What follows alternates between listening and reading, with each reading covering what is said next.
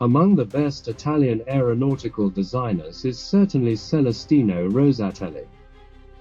Chief engineer of Fiat Aviation in 1936, he studied a twin-engine plane for bombing and strategic recognition. The objective was to obtain an airplane capable of flying at around 500 km/h. The first flight of this airplane took place on the 22nd. This as well as the subsequent one confirmed the excellent aeronautical project of the engineer Rosatelli, with the possibility of notable development of the cell. Given the shortage of aircraft with good autonomy and good speed in the role of escorting the convoys that ensured logistics for the North African Army, this aircraft was used in this function with excellent success. The aircraft was also stable and never behaviors. The engines were two 14-cylinder air-cooled Fiat CR25 radials, capable of developing a power of 840 HP. A type of engine famous for its reliability confirmed even in the worst operating environments served by the worst logistics. The Fiat 25 was a low-wing monoplane with an entirely metallic structure made up of two spars and ribs in duralumin, with a surface area of 39.20 square meters, and a wing load of 166 kilograms per square meter, an excellent wing load which made the wing very efficient, both in consuming little fuel and therefore having excellent autonomy. As in the generation of lift, very good stability and maneuverability, which also benefited from excellently designed horizontal and vertical steering surfaces. The excellent dosage of wing loading and stress distribution had made it possible to use structural components which, while carrying out their function very well, were particularly light.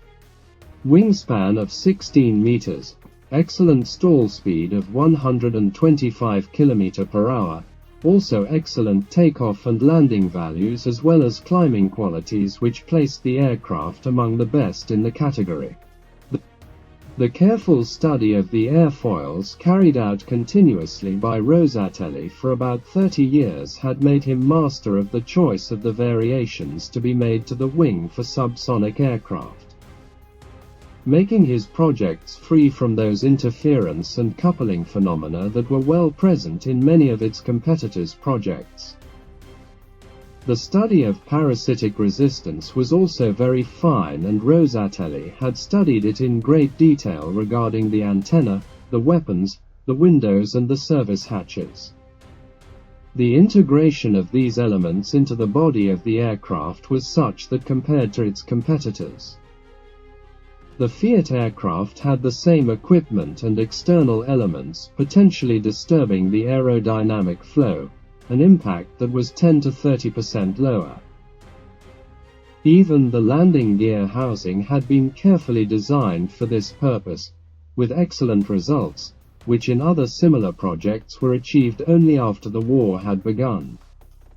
With some quick calculations I noticed how, if the engines were able to use 100-octane petrol, this aircraft would have largely exceeded 500 km/h, and the CFD model confirmed a further exaltation of the already excellent aeronautical capabilities, slightly higher than 6, depending on the use as a multi-role aircraft intended for strategic reconnaissance, the long-distance escort. The light bombing significantly reduced the induced resistance. Even the engine nacelles contributed to this excellent aerodynamic refinement, all carefully studied with various changes in the wind tunnel. I would also like to point out the excellent autonomy despite the wing lengthening, which is not exciting for this specific performance. It makes it clear what Rosatelli's La Sapienza was.